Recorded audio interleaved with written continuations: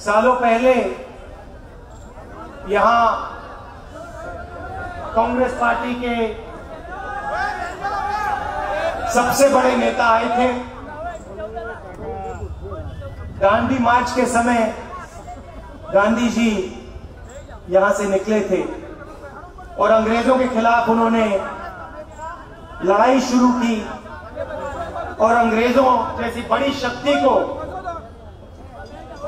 गांधी जी ने गुजरात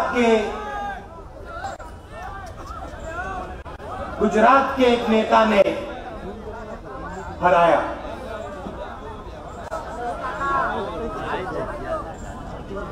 अभी मैं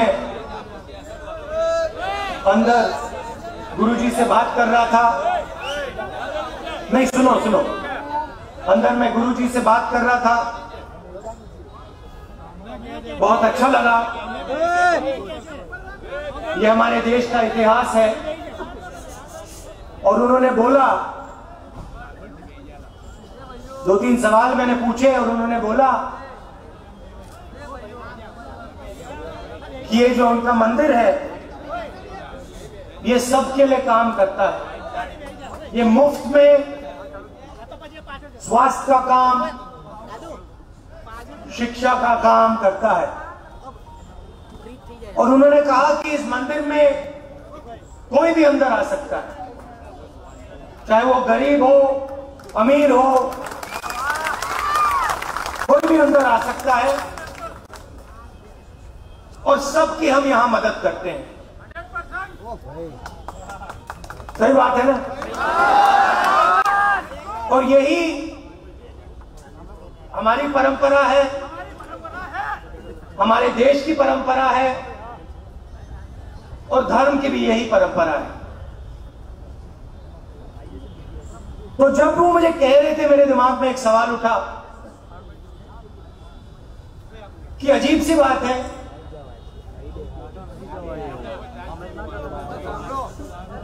धर्म की बहुत बात होती है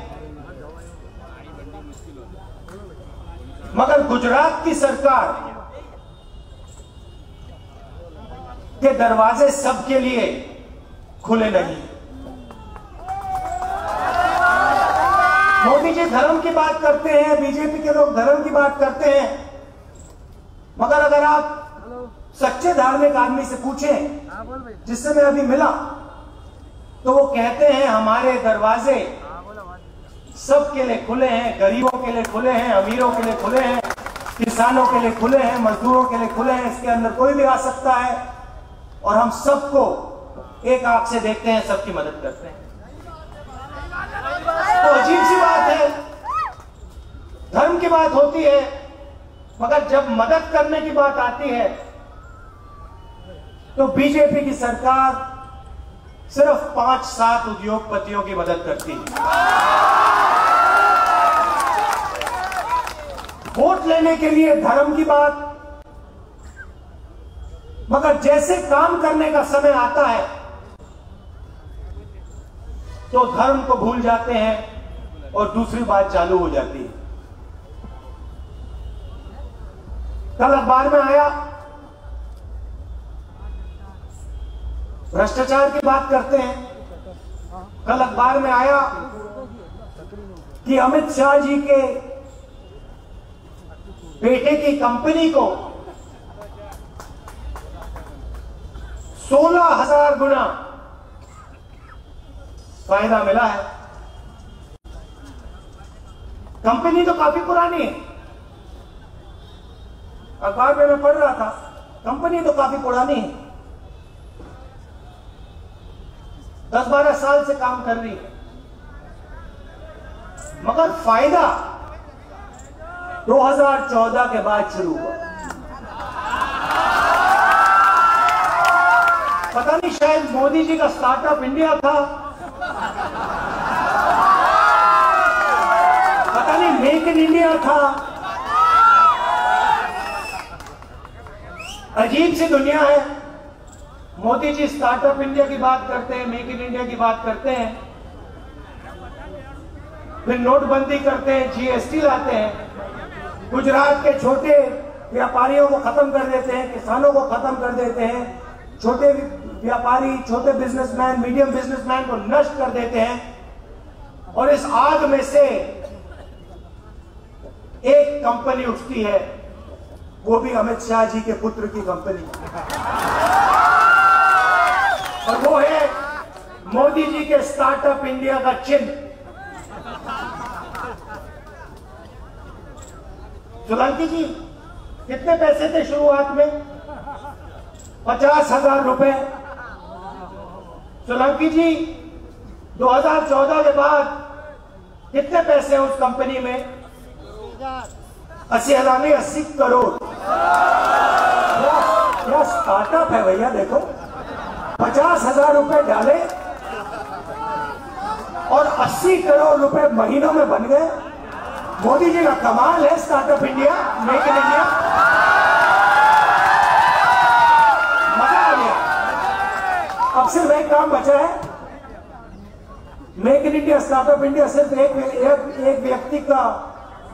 व्यक्ति की कंपनी में हुआ है, बाकी कंपनियों में भी थोड़ा बांट दे।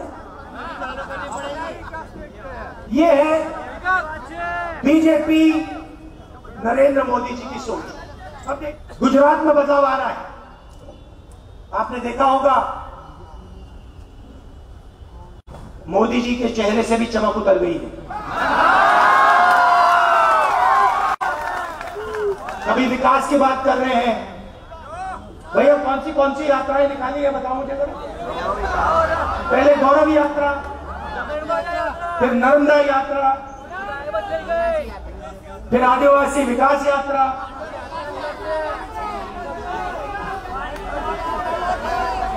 कौन सी? विकास यात्रा, नर्मदा यात्रा, यात्रा ही यात्रा निकल रही है, यात्रा ही यात्रा निकल रही है।